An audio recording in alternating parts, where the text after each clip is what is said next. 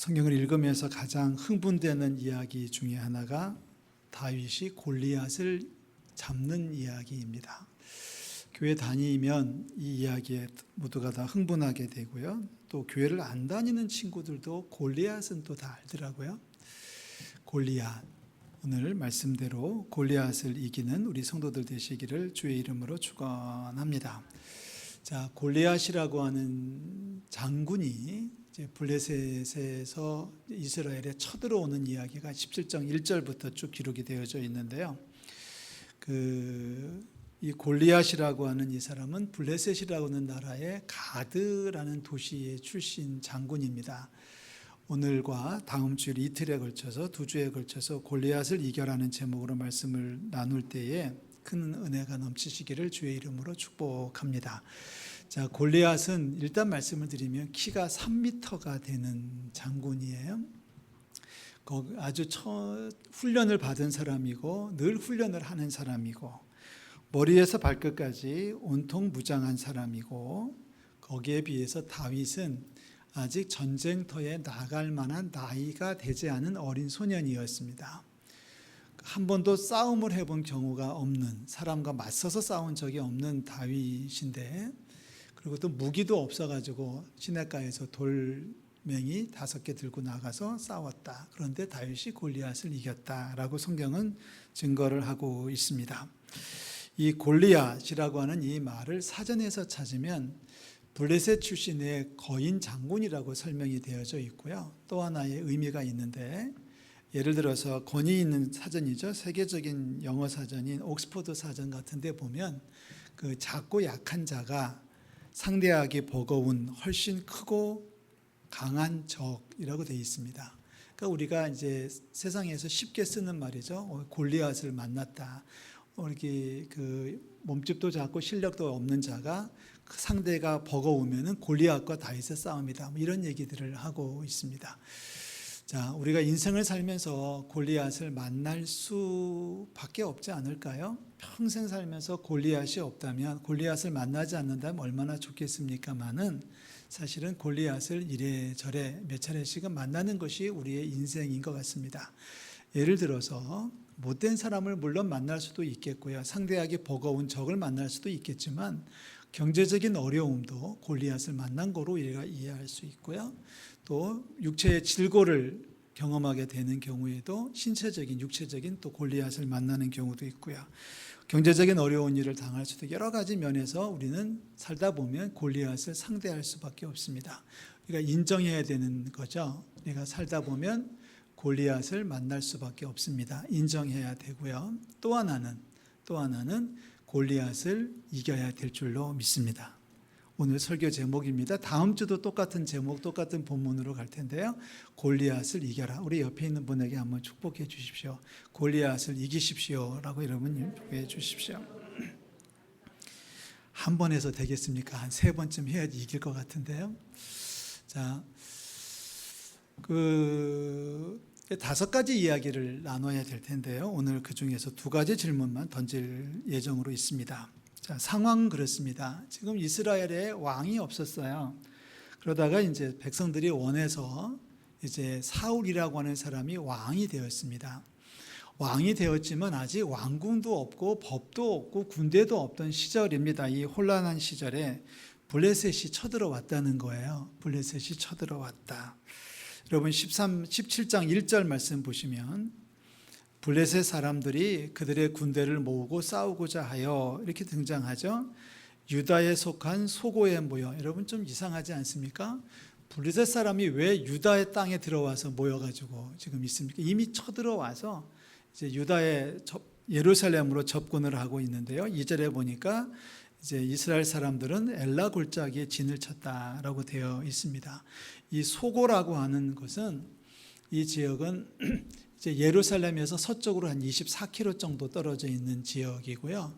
유대 사람들이, 이스라엘 사람들이 진을 쳤다는 엘라 골짜기는 예루살렘에서 불과 8km밖에 떨어져 있지 않습니다. 그러니까 이제 블레셋 사람들이 쳐들어오니까 이스라엘 사람들이 나팔을 불어가지고 군대를 모았어요. 그러니까 원래 군대가 상비군이 없던 시절입니다.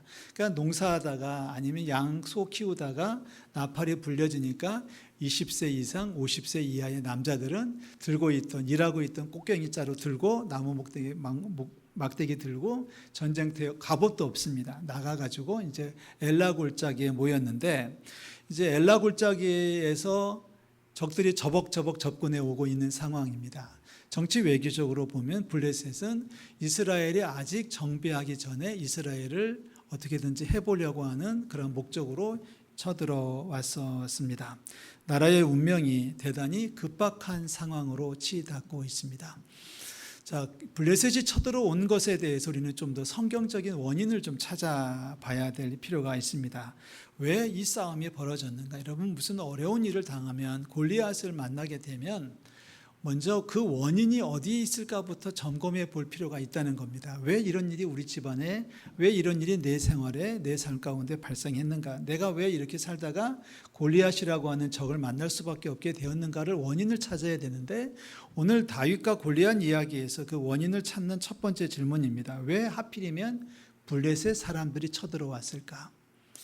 자, 이 블레셋이라고 하는 나라는요, 이스라엘에서 서쪽으로 바닷가에 있는 작은 도시국가입니다. 5개의 도시국가가 한데 모여가지고 연합나라를 만들었는데, 면적으로 치면은 이스라엘은 우리나라의 강원도보다 조금 넓은 땅이고요. 거기에 10분의 1도 채 되지 않는 나라가 블레셋이라고 하는 도시국가 연맹입니다. 자, 중요한 것은 왜 아직도 블레셋인가가 정확한 질문일 것 같아요. 성경은 오늘 계속해서 블레셋 사람이라는 말을 계속 반복을 하는 이유가 바로 거기에 있습니다. 원래 이 블레셋은, 우리 성경을 아시는 분들은 뭐 쉽게 이해할 수 있겠습니다만은, 하나님께서 모세와 이스라엘 백성들을 애굽에서 탈출시켜서 가나안 땅으로 정착시키실 때 원래 이 블레셋 지역도 하나님께서 이스라엘 백성에게 주신 땅 중에 한 부분이었습니다. 신명기에 그렇게 얘기하죠. 너희가 발바닥으로 밟는 곳은 다 너희 소유가 될 것인데, 그 경계는 오른쪽에는 그 유브라데 강부터 시작해가지고 서쪽으로는 서해, 즉 지중해까지다라고 얘기하셨거든요.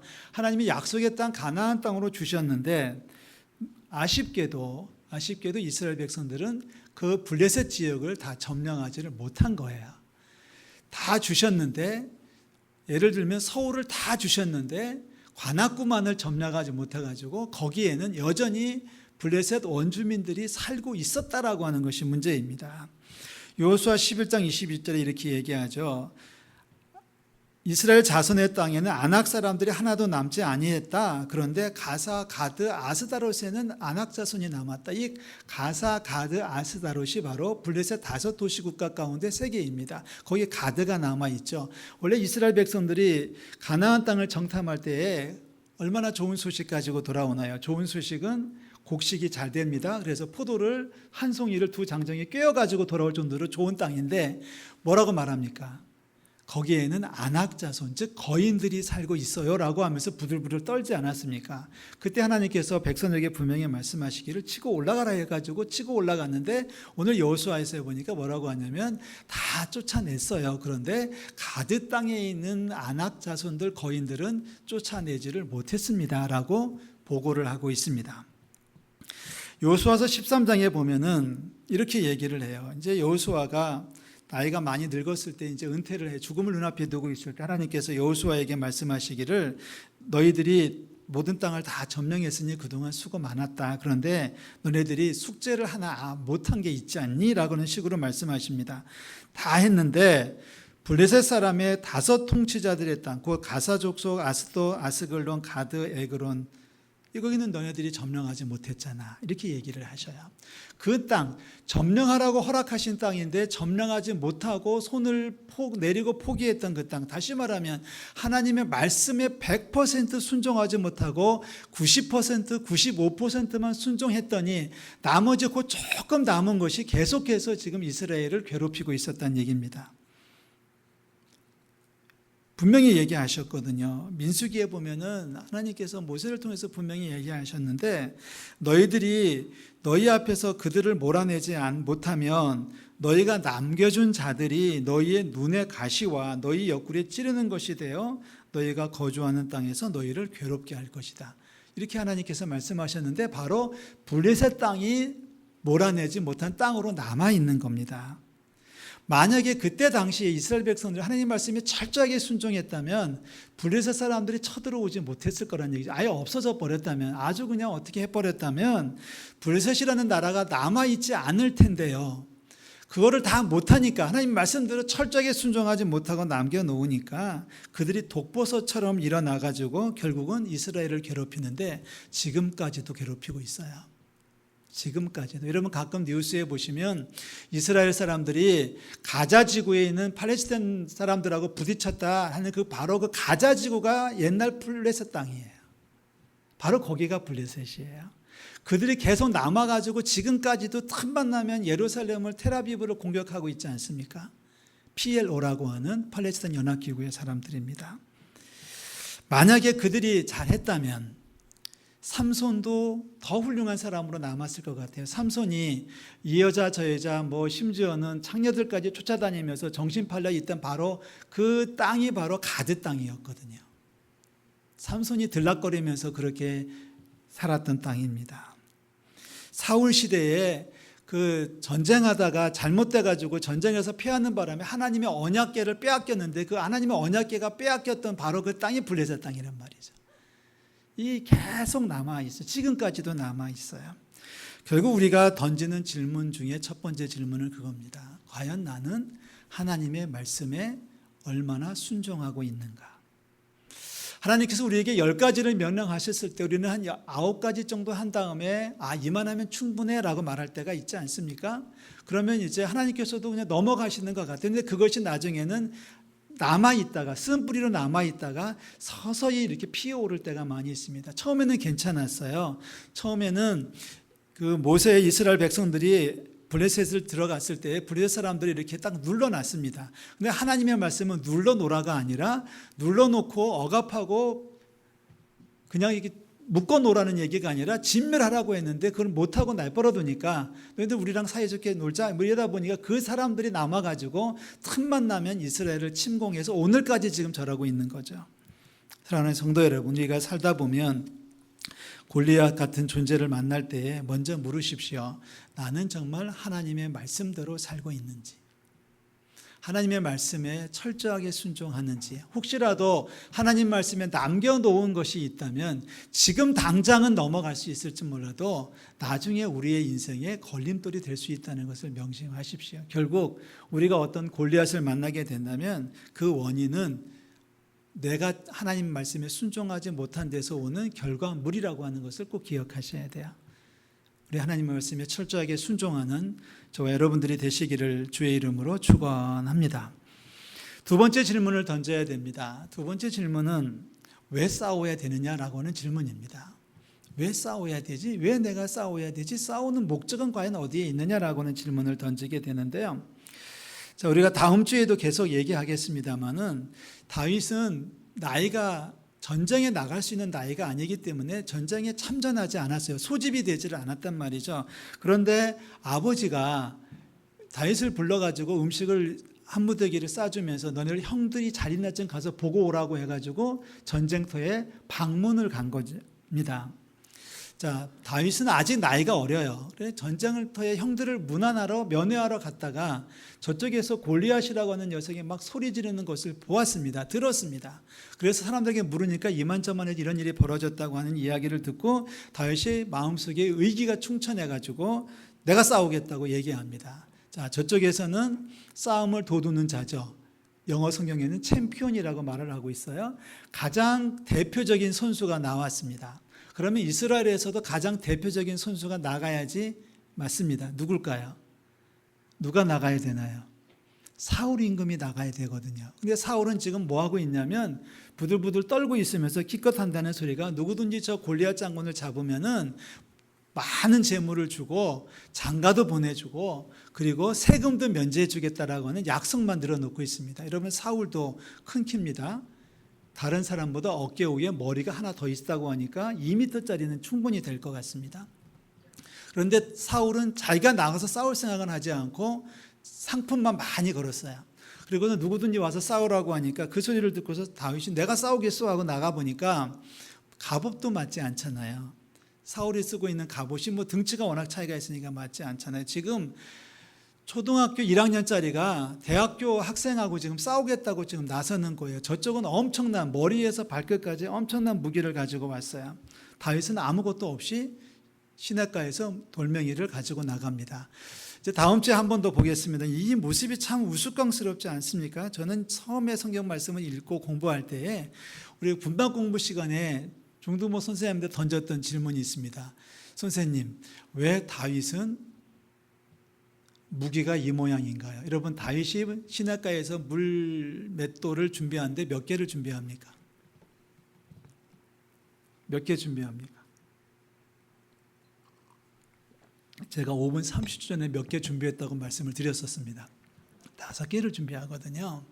제가 성경을 중학교 때 처음 읽으면서 이게 제일 궁금했어요. 왜 5개를 준비했을까? 여러분, 믿음이 있다면 몇 개 준비해야 돼요? 1개만 준비하면 되잖아요. 근데 5개를 준비한 것은 뭘까? 다음 주에 풀겠습니다. 예고편일 뿐입니다. 골리앗은 머리에서 발끝까지 그리고 창, 단창, 방패까지 준비했는데 빈틈이 있었습니다. 이게 싸움의 기술입니다. 자, 둘이 마주칩니다. 저벅저벅 걸어올 때 얼마나 놀랬겠어요. 다윗도 놀라지 않았을까요? 다윗도 겁먹지 않았을까요? 다윗이 거기서 허거리고 와라 하고서 결과를 내놓고 있었겠습니까? 믿음으로 나아가긴 했지만 다윗도 두렵죠. 그게 우리의 인생일 수밖에 없어요. 그런데 중요한 것은 다윗이 싸움의 목적을 분명하게 선포하는 겁니다. 이게 중요합니다. 내가 왜 싸워야 되는지. 가장 잘 싸우는 사람은 싸우지 않고 이기는 겁니다. 싸우지 않고 이기는 사람이 제일 훌륭한 사람인데 다윗은 지금 자기는 안 싸워도 되거든요. 책임이 없거든요. 나이도 안 됐거든요. 군사도 아니거든요. 그런데 지금 다윗은 싸우겠다고 합니다. 자, 골리앗이 저벅저벅 앞으로 나옵니다. 뭐라고 소리를 지르죠. 그런데 다윗이 이렇게 얘기합니다. 여러분 46절 말씀을 보시죠. 제가 읽겠습니다. 오늘 여호와께서 너를, 지금 다윗이 골리앗에게 하는 말이에요. 오늘 여호와께서 너를 내 손에 넘기시리니, 믿음이죠. 내가 너를 쳐서 내 목을 베고 블레셋 군대의 시체를 오늘 공중의 새와 땅의 들짐승에게 주어. 그 다음 말씀 다 같이 읽습니다. 온 땅으로 이스라엘의 하나님이 계신 줄을 알게 하겠고, 계속요. 또 여호와의 구원하심이 칼과 창에 있지 아니함을 이 무리에게 알게 하리라. 아멘. 이 부분이 핵심입니다. 다윗은 지금 물어야 돼요. 내가 왜 이 사람을 상대해서 싸워야 되느냐? 다윗은 얘기합니다. 예를 들어서 내가 너를 오늘 죽여서 나도 결혼 좀 장가 좀 가야 되겠다. 내가 오늘 너를 죽여서 우리 집 평생토록 세금도 면제받아야 되겠다. 내가 오늘 너를 죽여서 우리 집 부자가 돼야 되겠다. 이게 사울이 제시한 상품 아닙니까? 내가 오늘 너를 죽여서 내 이름이 좀 만방에 증거되고 내 이름이 높아지고 내 명예가 하늘에 치솟아야 되겠다 라고 말했으면 이 싸움은 100번 싸웠다도 100번 다 졌을 거예요. 근데 어린 소년 다윗이 지금 골리앗 장군 앞에서 이야기합니다. 골리앗 장군이 뭐라고 막 이제 협박하고 조롱하는데 다윗이 말합니다. 내가 오늘 너를 죽여야겠어. 그렇게 해서 뭐라고 합니까? 온 땅으로 이스라엘에 하나님이 계신 줄을 알게 하겠다. 싸움의 목적이에요. 47절. 또 여호와의 구원하심이 칼이나 창에 있지 아니한 거야. 이 사실을 내가 여기 있는 모든 사람들에게 깨닫게 해줄 거야. 대단하지 않습니까? 이게 다윗의 신앙이고 다윗이 결정한 골리앗을 만나서 싸워야 되는 명분이에요. 목적이에요. 단순히 개인의 영예나 개인적인 이익이나 아니면은 출세나 이런 데에 초점이 맞춰진 게 아니라 하나님께 초점이 맞춰졌다는 게 중요합니다. 대단하지 않습니까? 이게 다윗의 영성입니다. 이게 싸움의 원리입니다. 우리가 많은 경우에 골리앗을 만날 수밖에 없다라는 말씀을 이미 드렸습니다마는 우리가 많은 싸움을 겪으면서도 우리가 힘들고 어려울 수밖에 없는 이유는 목적이 분명하지 않은 거예요. 목적이 분명하지 않은 거예요. 그러다 보니까 싸움의 명분이 없어져 버렸어요. 나 하나를 위해서 싸우려고 하다 보니까, 나 하나 싸우려고 하다 보니까 힘든 거예요. 자, 하나님께서 이 모습을 보고 계시겠죠. 그랬더니 어린 소년인 다윗이 나와가지고 엄청 장신 3m에 달하는 장신 골리앗 앞에서 싸우는데, 앞에서 골리앗이 뭐라고 막 말하지만 아랑곳하지 않냐고 다윗이 말합니다. 나는 오늘 너를 죽일 거야.